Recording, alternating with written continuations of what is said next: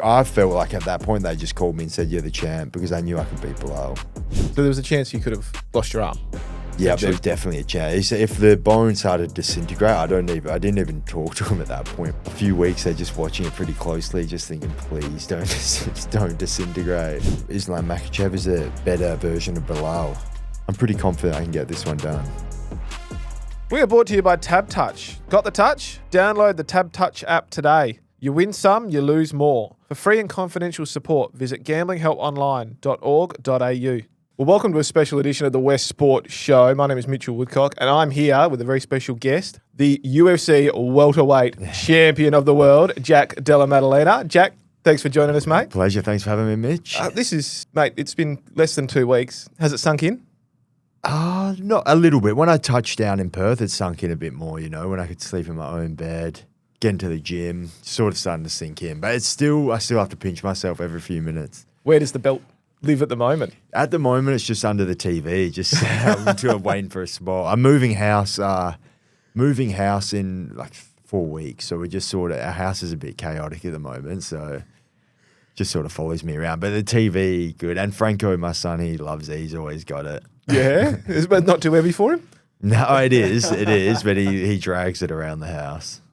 So I suppose first off, Jack, when you look back on your journey, how surreal is it to kind of sit back and look at this title that you've got?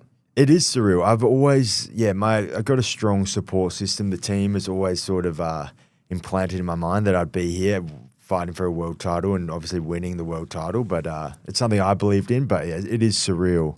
But it's been such a cool journey. And it's just like, obviously a lot of visualization and a lot of that sort of thing. And it's come around. So, but I also feel like it's just the beginning. I've had a lot of envisioned higher points in this, so I guess we're just on the journey now. Well, I'm going to get you to indulge me a little bit. I want to go back in that journey. So I know you started boxing at about 13 and then stepped into MMA eventually. Yep. But even before then, so you lived in between Perth and Melbourne, I understand? I moved to Melbourne for 2 years when I think I must have been I left year 7 here and then went to Melbourne for 2 years and then came back. But since then, I've been in Perth, just a 2-year stint in Melbourne. But you were a rugby player. You wanted to be a rugby player. Did you want to play for the Wallabies? Was that the original goal? Yeah, I always envisioned myself playing for the Wallabies. That was the goal as a young rugby player. And so then how did fighting come into your life? I watched a lot of WWE when I was young. My granddad was a big WWE man, so I watched a lot with him. I liked that. So I loved that. And then can't remember how old I was, but I found some MMA videos. Maybe it was the PlayStation game, and then just was pretty hooked on. Just loved it. Just everything about the sport I really enjoyed. Watched a lot of Danny Green going up in some of his local fights. So I like combat sports. And then you jumped into, was it boxing first off with your brother Josh? Yeah, my dad me and my brother were pretty aggressive people. We were just with each other. Just in the backyard? Yeah, just in the backyard. We were always mucking around, had quite competitive, had an aggressive side to us. So Dad sort of thought he'd put us into boxing just for a bit of fitness off the field, bit of, put our energy somewhere. And then we just felt, walking in the gym, we just really loved it. We loved the competitive side of it, the skill aspect. And then, ever since then, really just enjoyed, really wanted to be a boxer or get into combat sports some way. So you're an Aquinas College kid as well. Yep. What outside of sport were you doing at Aquinas? What if you weren't fighting, what do you think you would actually be doing to earn a crust? I don't know. I really don't know. I've always enjoyed surfing, spending time with friends, but I really don't know what I'd be doing. I have no idea. And so then how did you transition from boxing into mixed martial arts? Because we know, in your mixed martial arts career, you've got so many strengths, but your boxing and your stand-up is obviously the one thing that stands out. Yep. But was it a natural transition, or how did you get introduced to mixed martial arts? Well, I loved MMA. I loved watching the sport, YouTubing videos, playing the PlayStation game, really. Was doing boxing, but even when we were at the boxing gym, I was still loved martial arts. So we were just looking for looking around for a gym, basically, and then eventually we found one that was pretty close to home and got the all clear from mum and dad to go test out the gym. And me and my brother, we walked in there and pretty much just been at the same gym ever since. So So your dad wanted you to get your energy out somewhere. What did your mum think of it? Like, the mums are a bit more protective naturally. Yeah, mum was she liked rugby. She loved watching rugby, and it's pretty physical. Yeah. But I mean, when we were trying to get into the MMA gym, mum was sort of against it. She knew we were pretty competitive, so she knew that basically it would lead to competition eventually, and then so she was a bit nervous about it at the start. My uncle did martial arts younger, so he was sort of he was the one who sort of was trying to push us into martial arts as well. But I mean, we got mum over the line eventually. Eventually, we got her. It took a few years, but she's come to now. She's biggest fan now. So then you found Scrappy MMA and Ben Vickers, who it's kind of incredible to find a coach like Ben in a place like Perth. Yeah. Like, Ben's been around the world with boxing and then fighting. And so when you stepped in there, did you realise straight away that you and him had sort of a connection? Because you're quite close. Yeah, me, Josh, we walked in. They did like an introduction course. So we walked in.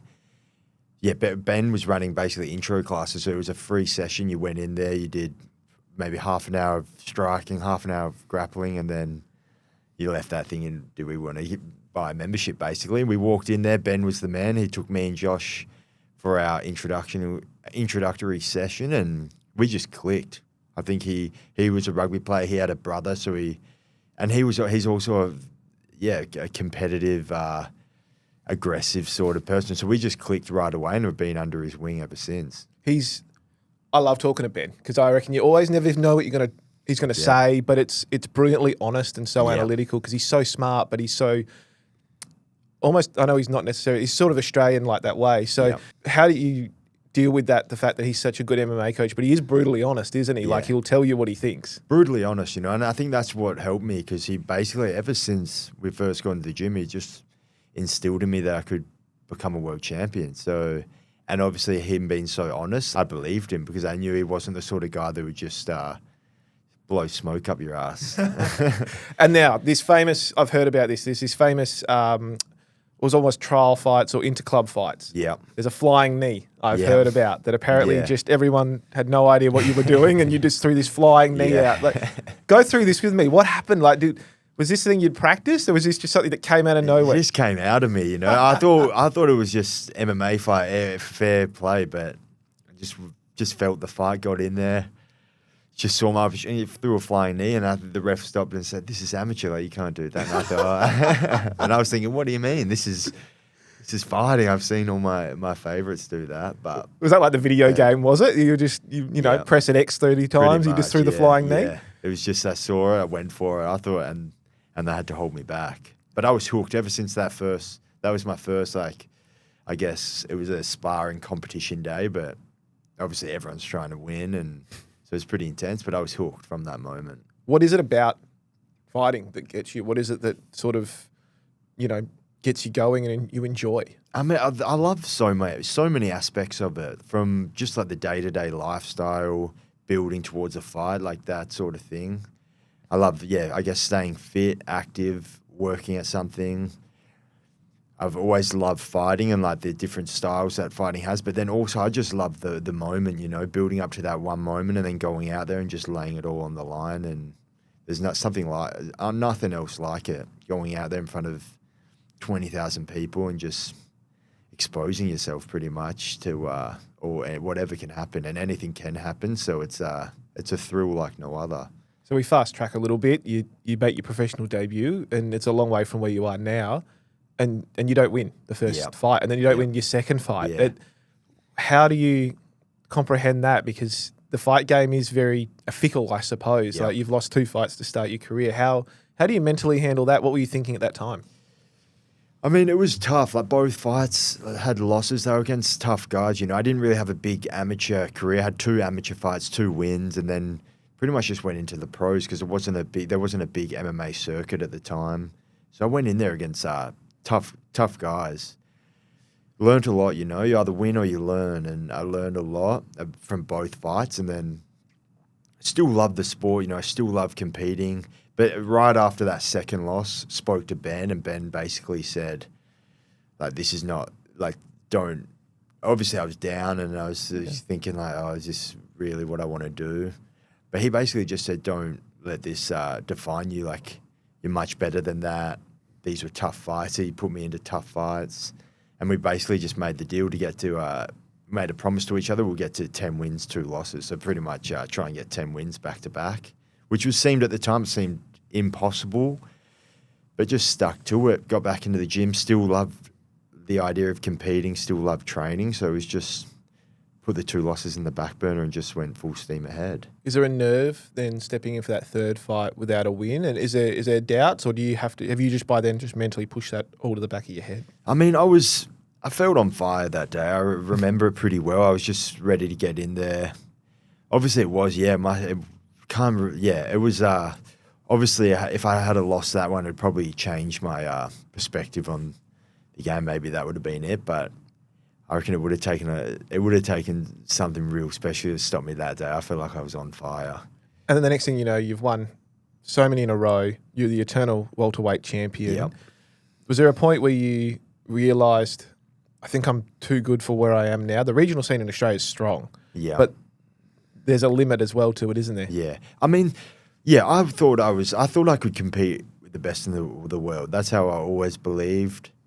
And but there was still, even when I was 9-2 at the time, it was my last eternal fight, there was still good welterweights out there that I thought were tough matchups. So I was still thinking there was still fights to had, but got the call up for the Contender series, and there was that 9-2. Me and Ben made the deal for 10-2, so it just felt like it was meant to be.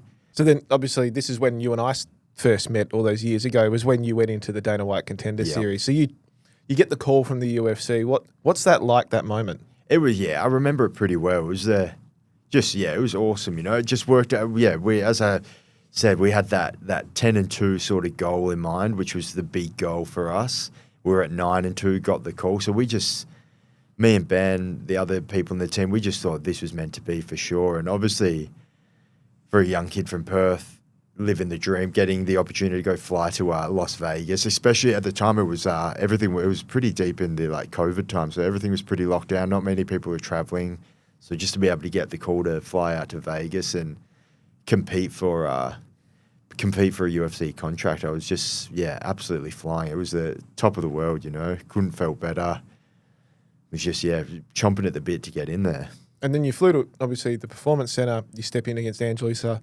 You beat him up for 3 rounds essentially. Yep. He just wouldn't go down. That's credit to him. But there was no way you were losing that fight. And then I remember Dana White at the end of it was saying he expected big things from you. Now a lot of people would think that, it's a long way to go. But when Dana White says that about you, he's the be-all and end-all. That there's Sean and there's Hunter who make matches, but Dana is the one who signs everything off. Yeah. What's that compliment like at that moment? Yeah, it was special. I think they call Dana White Contender Series like the world's toughest job interview, which is pretty much what it is. You go in there, you just try and impress the UFC brass. But hearing that, it was so cool. Obviously someone I've looked up to. Just through seeing him on the TV talking about all these fighters, and then to just be sitting there after a good fight, a good victory, and then to hear him actually talking direct about me was it's surreal. It was one of the first moments I really had to just pinch myself and say, "This is insane." So then you signed your first UFC contract, and you basically quit your job from memory, and then you dedicated your entire life to fighting. Yep. So and you've got a beautiful partner, Michelle, and 2 lovely kids now, but at the time, how hard is that to do, when you've got a family eventually to support, and you've got a partner and you've got a life, and the fighting game is very fickle, like we spoke about. You lose your first 2 fights. You don't know when the end is coming in this sort of thing. I mean, at the time, I was just pumping, I was so happy. I was happy to get the opportunity to fight there. Michelle's always been super supportive, so she knew that this is what I wanted to do. This is what I was destined to do. So we just forgot about all. I just was focusing fully on the fights. I knew I could do good work in the UFC, so it was just about getting the fights together. Do you think part of it too is you commit wholeheartedly to that? You quit every other job and you focus on fighting. It's the only way to get there is to dedicate everything to it. You can't be doing half. You can't be doing something else on the side. That's the only thing you can be doing. Yeah, for sure. Obviously, when I when my full-time job became martial arts, even just, I feel like my level just increased big time, being able to not. But I guess when I was working a full-time job, it was like trying to focus your training, recovery all around a job. But then soon as when it was just training, it was just focused, pretty much just my whole life was focused around training, making sure I'm ready to go for the next session. So what does a typical day in the life of Jack Della Maddalena look like? When you're in camp? In camp, I mean, it's just getting up when the kids get up pretty much. They're the alarm clock. And then spending the morning with the kids. I like to jump in the ice bath first thing in the morning just to freshen up, get a coffee in, spend a bit of time with the kids, spend the first couple hours with the kids, get to the gym for 9:30, get a good session in, a full mix of training. We have a good schedule, but finish training midday, come home, get a sleep while the kids are sleeping, just a quick little nap, and then afternoon with the kids, and then another session in the afternoon, pretty much. And so how strict is then everything from diet to training to your schedule? Like you said, you've got kids, so they're not predictable kids. Yeah. They don't work to a schedule. So how do you juggle that at times? Yeah, I mean, I'm pretty blessed, I've lived the life that I want to live. I train, spend time with the kids. It's the dream life for me. But I mean, it's just I don't have to. Not too strict or anything. I love training, so it's not hard for me to get to the gym. But I guess it's just a balance between giving the kids what they need and then also getting to the gym. And then fast forward into your UFC career, you're winning. You're just winning knockouts, everything. Comes to the Gilbert Burns fight, and for 2 rounds, it was fair to say he challenged you. Yep. You guys had a great fight. Yeah. Heading into that last round, there was a chance you were down on the cards. Yeah. What were you thinking going into that last round? It was going into the last round. I definitely knew that it had to be. I had to finish it in the 3rd round. My corner knew it had to be finished, and they gave me the perfect advice. They said like this: you have to go out there and finish the fight. So went out there, try pushed pretty hard in the 1st round. He got me down for a good minute in that round, but I knew I could get back to my feet. I'd gotten back to my feet previously in the fight, so I knew I could get back to my feet. Looked up at the clock, saw there was 90 seconds left, so then I just made the move. Basically, got back to my feet, but I knew even when I was on the ground, I knew I just needed to get back to my feet and I could get him out of there. You broke the arm in that fight? When did you break the arm? I still don't know. I still have no idea. He did come out kicking pretty much from the start of the fight. He did kick me across the arm a few times in the 1st round. It could have been in the 1st round. Could have been any. I don't know. I try and look back at that fight and try and pinpoint the shot, but it's really hard to notice it. But didn't even feel it in the fight. I guess the adrenaline focus took care of itself. But as soon as the fight was over and I guess the nerves just come back down to normal, then the arm was just, throbbing. I knew 100% when within 20 seconds of that fight being over, I knew my arm was probably snapped because it was just excruciating.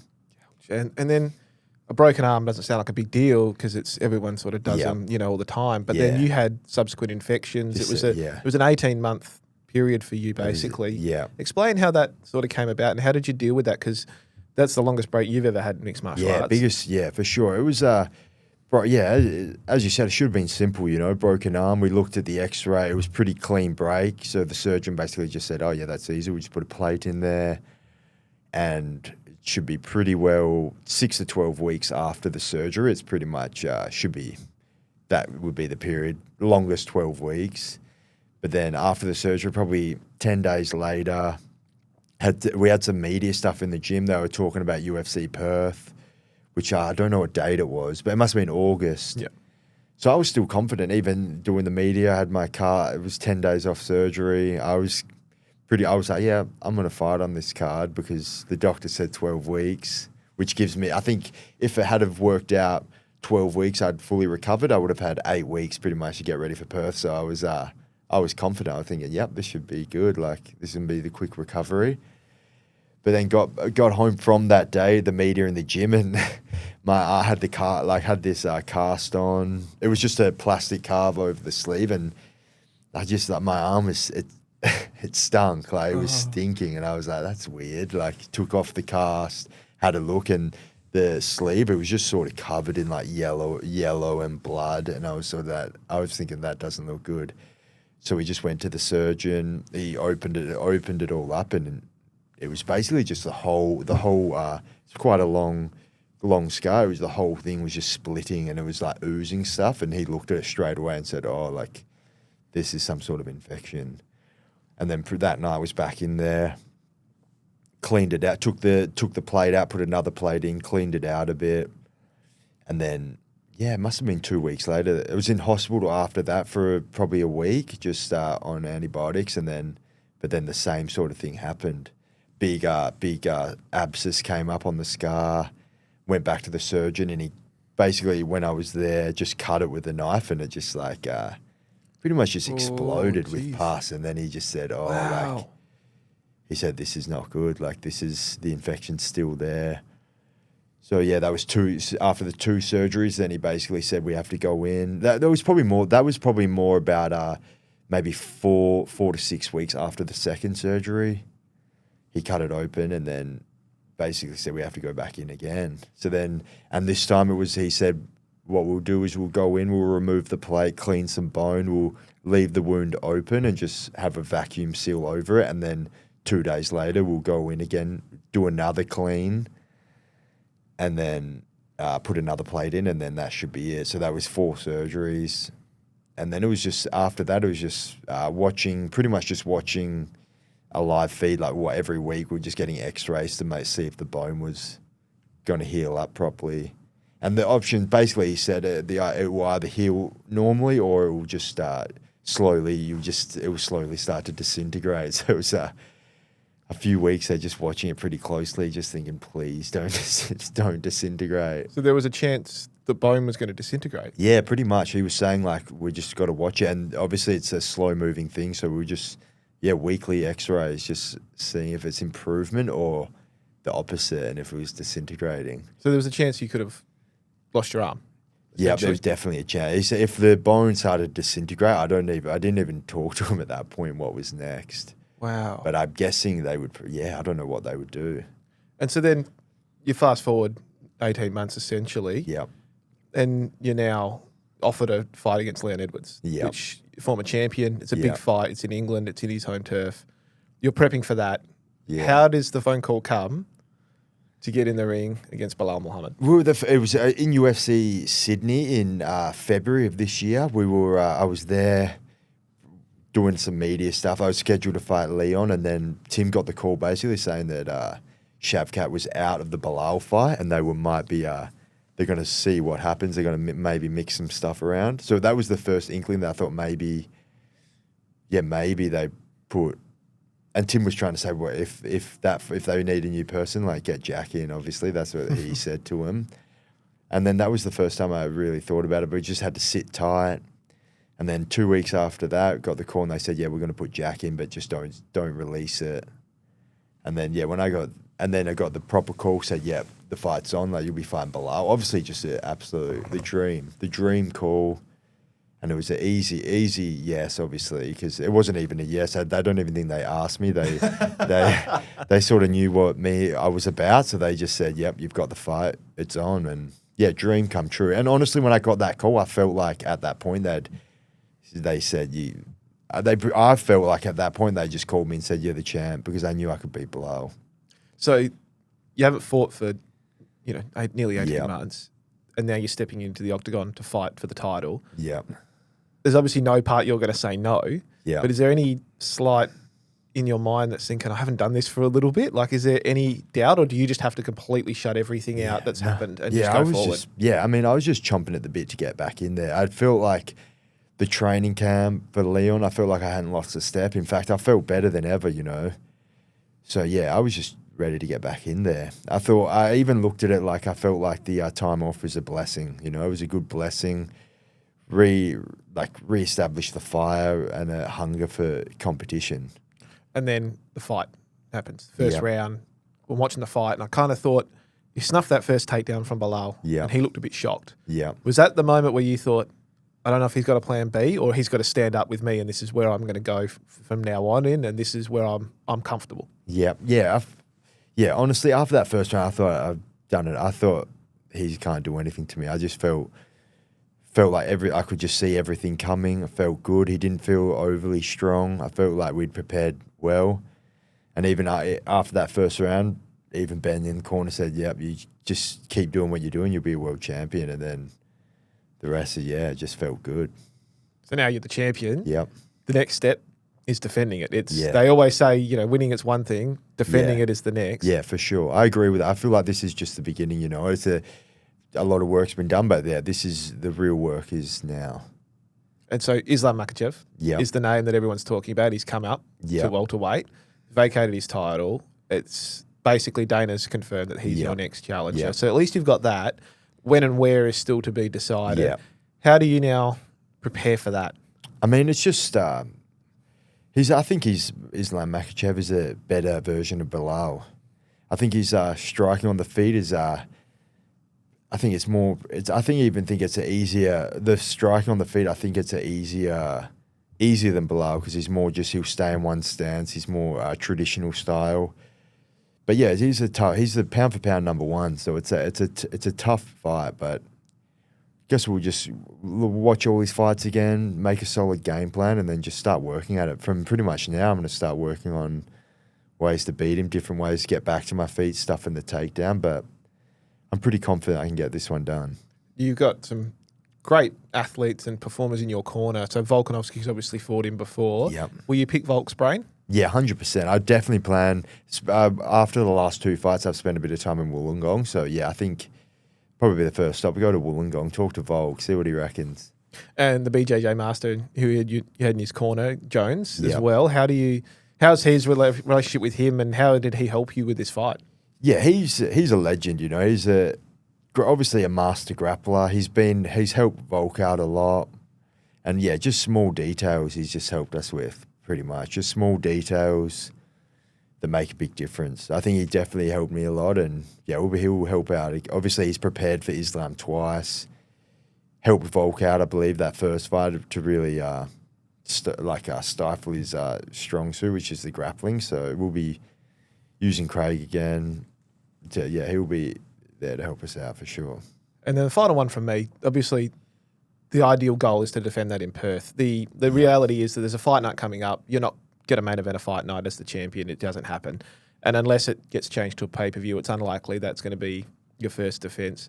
How much does that add the motivation to beat Makhachev, knowing that there's a chance maybe early next year or mid next year that you can headline an RAC arena event?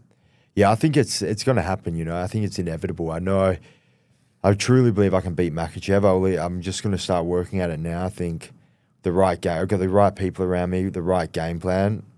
Going to make it happen for sure. I think I can Volk beat him in Perth, and I'm going to take him out. And then obviously, dream come true would be defending this belt in Perth. I think it's inevitable. Got some tough fights ahead, but we're going to make it happen. And that will be a special moment. Well, Jack, thanks for coming in, mate. We always appreciate your time, and I look forward to the next fight. Thank you.